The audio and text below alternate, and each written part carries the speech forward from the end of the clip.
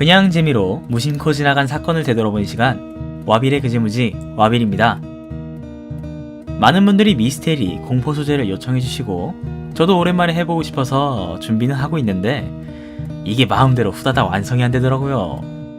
하지만 오늘의 소재, 대학 경영학 서적에서도 나오고 앞으로 소개해드릴 영상이 프리퀄이다 보니 알아두면 언젠가 쓸 일이 올 수 있어요.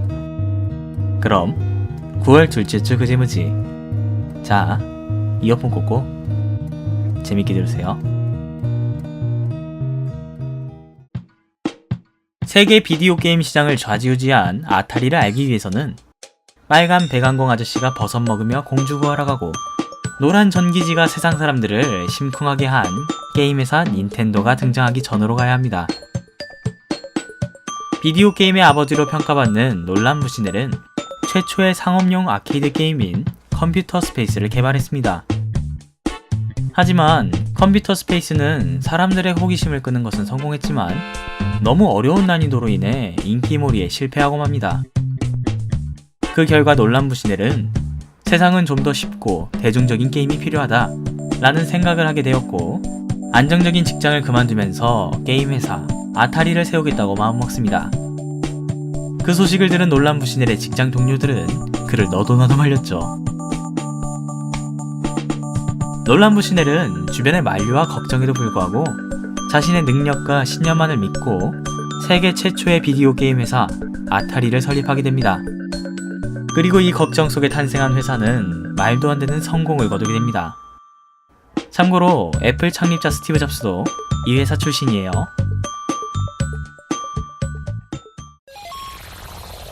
세계 최초의 비디오 게임 회사 아타리는 1972년 퐁이라는 아케이드 게임으로 엄청난 성공을 거두게 됩니다.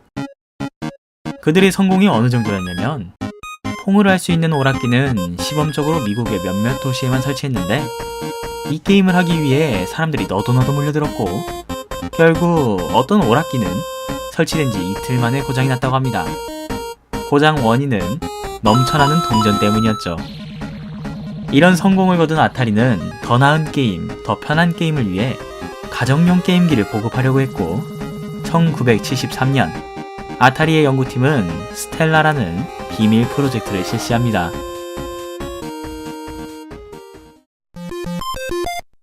라이벌 게임이 등장하고 퐁의 인기가 점점 사그라들자 아타리는 자금난에 시달리게 됩니다. 그로 인해 놀란 부시넬은 아타리를 워너 커뮤니케이션에 매각했고 결국 아타리는 워너사의 경제적 지원과 경영을 받으며 세계 최초의 가정용 게임기인 아타리 2600을 개발합니다. 지금은 플스4, 컴퓨터, 닌텐도 등과 같이 시간과 장소에 구애받지 않고 게임을 할 수 있지만 70년대 사람들에게 게임은 오락실 가서 해야 하는 그런 특별한 존재였습니다.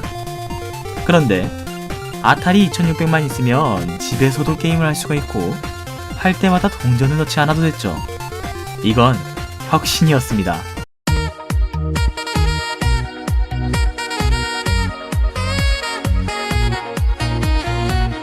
따라서 아타리 2600은 생일, 추수감사절, 크리스마스 등 아이들에게 부모님이 선물해주는 베스트셀러가 되었고 당시 물가와 비교했을 때 199달러라는 적지 않은 가격에 팔았음에도 불구하고 100만 대까지 팔렸다고 하니 어마어마하죠.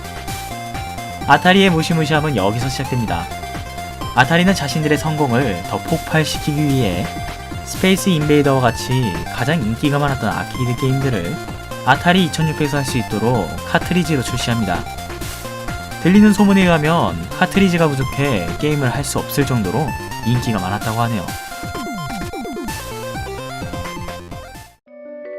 아타리 2600은 그야말로 무적의 게임기였습니다. 이런 엄청난 혁신에 1982년 게임 시장 규모는 약 30억 달러가 되었고 마텔의 인텔리비전, 페어차일드의 채널 F 등 아타리 2600의 라이벌들이 생겨났습니다. 그런데 라이벌들이 하나둘씩 등장할 때마다 그들만의 카트리지들이 한조 갈래화살 마냥 무지막지하게 나왔고 양만 많은 저질의 게임들이 진열장을 가득 채움으로써 게임당 수익은 곤두박질 치게 됩니다. 하지만 아타리는 걱정하지 않았습니다. 그들은 무적이었으니까요. 공격적인 마케팅, 관련 상품 생산, 독점 계약 등 그 무엇을 하든지 간에 아타리는 돈을 쓸 때마다 돈을 벌었습니다. 이제 그들에게 게임 산업은 그냥 누워서 떡 먹기에 불과했죠. 이에 경영진들은 점점 기고만장해집니다. 그들은 게임 개발자들을 무시하며 말도 안 되는 요구만 늘어놓았고, 돈이 될 만하다 싶으면 개밥 만드는 회사가 게임을 만들게 하기도 했습니다. 그들이 이러한 행동을 할 수 있던 이유 중 하나는 가정용 팩맨 사건 때문이었는데요. 오락실 대표의 인기 게임 팩맨의 라이센스를 산 아타리는 저급한 그래픽, 겁나 느린 속도, 버그가 난무하는 게임인 가정용 팩맨을 대량으로 찍어냈습니다. 이런 저급한 게임을 출시했음에도 불구하고 아타리의 명성으로 인해 700만 장이나 팔리게 됩니다. 이에 아타리 경영진들은 어차피 너희들은 우리가 뭘 만들지 간에 살 거잖아 라는 안일한 생각을 하게 됩니다. 게이머를 우습게 본 아타리는 계속해서 버그가 난무하고 선정선만 있는 그런 팩급 포르노 저질 게임들을 쏟아냈고, 마침내 그 정점이자 전설의 게임 ET를 출시합니다. 영화 ET 인기에 힘입어 돈독 오른 돈타리 경영진들은 거액을 주고 ET 라이센스를 구매하게 됩니다.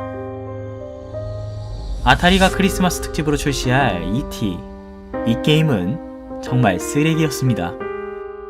게임의 목적도 모르겠고 초록색 공룡이 ET인 척하고 있으며 상단에는 알 수 없는 문양들이 있었습니다. 설명서를 읽은 후에도 상황은 달라지지 않았습니다. 생명 검사하는 듯한 색감, 이유도 모른 채 갑자기 빠져버리는 구덩이, 그 구덩이로 올라와도 빠지는 버그와 그 구덩이에 상관없이 플레이어를 쫓는 NPC, 이게 대체 왜 영화 ET와 관련있는지 이해가 안 됐습니다. 가정용 팩맨에 이어 ET라는 쓰레기를 돈 주고 산 게이머들의 분노가 폭발했고 환불 및 불매운동까지 벌어졌습니다. 이런 상황에 ET의 재고는 점점 늘어갔고, 이를 처리할 방법이 없던 아타리는 결국 뉴멕시코주 사막에 재고 물량을 묻어버리게 됩니다. 2014년엔 사막에 묻힌 ET를 발굴하는 다큐멘터리도 방영되었죠.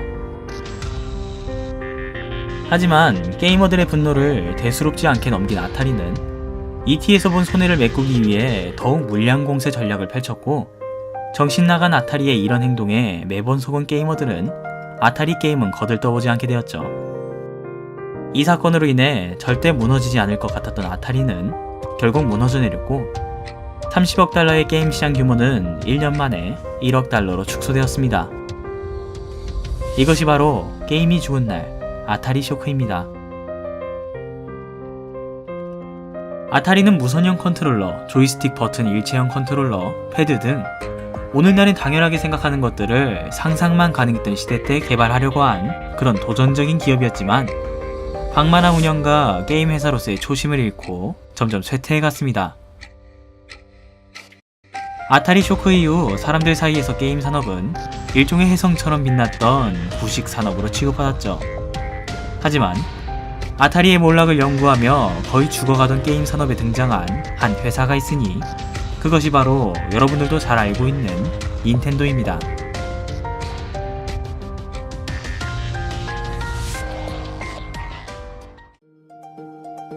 게임 회사가 즐거움이 아닌 이익만을 추구하며 어떻게 되는지 보여준 아타리 쇼크.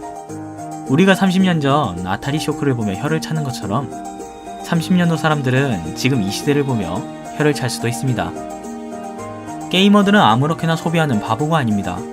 게이머들은 회사 브랜드를 따지지 않습니다. 게이머들은 그저 게임을 사랑하고 게임으로 평가할 뿐입니다. 더욱 재밌는 썰과 다양한 장르로 찾아뵙겠습니다. 좋은 하루 되세요.